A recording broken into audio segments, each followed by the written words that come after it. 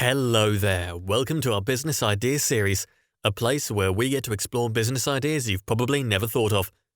In today's episode, we'll be entering the world of social media marketing and how to make money from a social media marketing side or full-time hustle.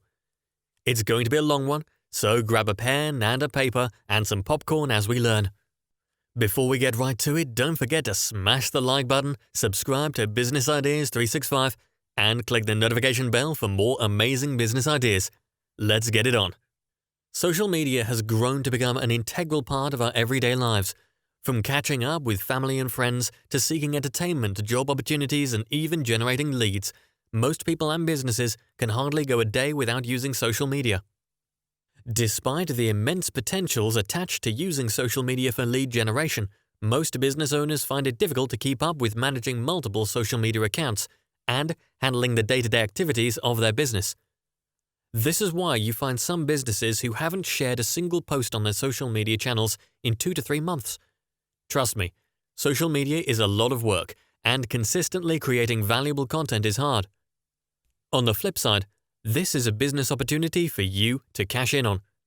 Like I said earlier, social media is hard, so don't expect to launch an agency and have a smooth sail without any prior skills.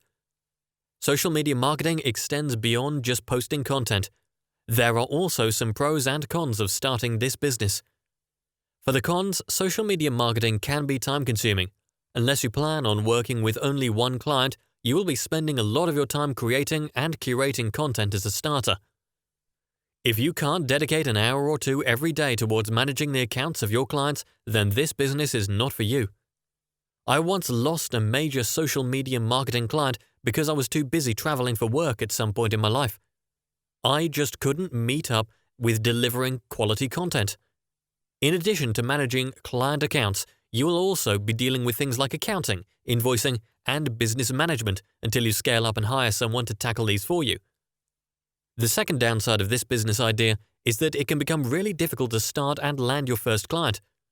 Getting your first few clients will probably be your most difficult task. But not to worry, there are some tips to help you get started later in this video. As for the pros of starting a social media marketing business, number 1 on my list is the potential to make big profits. Some of the top guys I know in this industry are comfortably making over $10,000 monthly. There is the potential to build something really great. Once you build your credibility within the space and manage to score a prominent client, the benefits will continue to roll in. There's also really no cap on how much you can earn running a social media marketing business. With this out of the way, these are some of the most important things you need to know about starting a social media marketing business. Number 1. Acquire the necessary skills. If you are in to make some serious money from this business, then you need to invest some time and resources grooming yourself. No one will hire you to manage their social media pages if you don't have the right skills. Even if you manage to score the job, your client will soon discover that you are all talk and no action if you don't generate results. Having 1,000 Facebook friends or even 5,000 Twitter followers does not automatically make you a social media expert. Different industries and niches require a different approach, and this is why you need to understand who your client is, as well as your target audience. Other required areas of expertise should include an understanding of branding and how to stay consistent with a particular brand voice, an ability to engage with an audience and drive sales, some graphic design knowledge and the ability to run paid social media campaigns, an understanding of what makes for an effective post across different social media networks, the ability to recognize, understand, and measure your key performance indicators and the tools for tracking these metrics. Can you now see that social media marketing is no child's play? If I would be paying you $1,000 every month to manage my social media accounts, then I'll expect to see tangible results. This is what separates those who charge $10 per account and those who charge up to $500 per social media account. The results. If you are totally new to the industry, there are a number of free and paid courses to get you up to speed. Some platforms even offer credentials to boost your credibility. You could start an advanced course on social media management for as little as $10 on Udemy. Number 2. Practice what you know. One of the best ways to get yourself up to speed is to get right to work. Don't wait for a client to give you your first job. You may be lucky to land one without any portfolio. Instead, you should focus on applying social media on yourself. Start by marketing yourself, provide valuable information within the space, and position yourself as an expert. If you're able to grow your popularity from, say, 100 to 10,000 followers in 2 months, this is a great stat to show potential clients. They will be more convinced that you could replicate the same results on their businesses. Number 3. Choose a niche. Do you want to be a generalist or a specialist? Countless other individuals and agencies are providing social media marketing services, so your first point of call should be to choose a niche, a lucrative niche. While you may be tempted to take on every job that comes your way, it's better to focus on just one sector as you start. It could be IT, fashion, sports, healthcare, or medicine. Doing this allows you to become an expert within that particular industry. Take blockchain, for example. Some of the popular news sites in the sector decided to stick with the industry through thick and thin. I wouldn't visit CNN or Fox News for information on blockchain. By default, I know that this is not their field. As your business scales, you can then expand your business to cover other niches. Personally, I have noticed that working with high-value clients such as lawyers, doctors, and dentists is easier. People in this category won't struggle to pay you. Whilst choosing a niche, it is also important to pick a platform. There are too many social networks out there, each requiring a different approach. I recently had a client who wanted me to manage their Facebook, Instagram, and TikTok channels. I'd be honest, I have never used TikTok in my life. I don't even have the app on my phone. Taking on such a job without first learning the ropes will see me struggle to fill in the gap. As a general rule, offer your services on platforms that you are familiar with. As long as the audience of your client is hanging out there, you are good to go. It makes a lot of sense to use visual-based services like Instagram and Pinterest for fashion clients, while clients in the B2B sector will most likely do well on LinkedIn and Twitter. Number 4. Pricing. How much should you charge your clients for your services?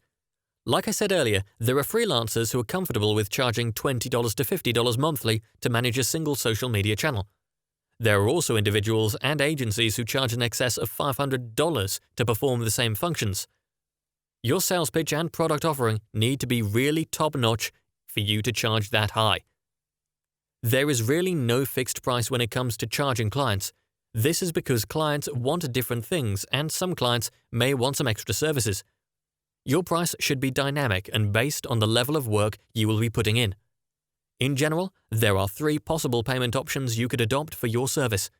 The first is the project-based pricing plan. This option is preferable for one-off projects like consultations, trainings, audits, or strategy sessions. Payment in a project-based setup is usually in advance and at agreed milestones. I adopt the 70-30 advance and completion plan, 70% before the work starts and 30% once I'm done. If you find out that you will be repeating the same tasks for clients month in and month out, then you may want to adopt a monthly or retainer payment option.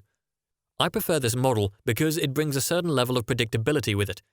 You are sure of $1,000 every month for the next 6 months if you enter into a 6-month contract with 5 clients who can pay you $200 monthly. Finally, you may opt to charge your clients hourly or daily. If you feel there is an unknown variable such as possible mentoring or training sessions, the hourly or daily payment plan is well suited to you. This way you get paid for the precise time and work you put in. To round up this session on pricing, it's wise to create several payment packages, usually 4. For $1,000, you could manage 2 social media channels and optimize a client's website to capture the email addresses of potential leads. For $1,500, you may decide to add some paid advertising. You get the drift. Number 5. Winning clients. Everything you've seen and learned up until this point will be useless if you don't land yourself some paying clients. Your goal here should be to land clients as quickly as possible. Remember the saying, strike when the iron is hot. It's natural to lose confidence if you don't score clients in the first few months. One of the best ways to win clients is to leverage your existing network of family and friends. Doing some free work could also convince potential clients that you are the right person for the job. A free evaluation of their website and social media accounts using a pre-made template shouldn't be much of a work.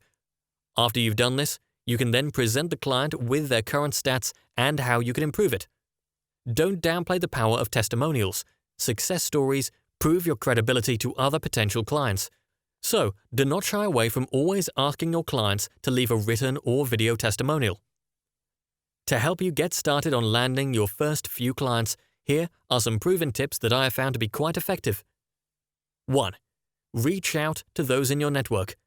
LinkedIn is a great place to source for clients. Beyond your first-degree network, you may want to reach out to your second and third-degree network. 2. Follow, engage, and collaborate with other brands. 3. Join social media forums, especially forums where your potential clients may be hanging out. 4. Network wherever and whenever possible at social meetings, PR events, and business growth meetups. 6. Track your results and prepare to scale. Clients will want to know whether your service is effective or not. This is where tracking your results and reporting comes in. There are several tools out there to help you track your marketing efforts. If your work is exceptional, the results will show and your clients will want to retain you. With growth comes the need to expand. This is actually a good thing. You can't possibly do everything by yourself.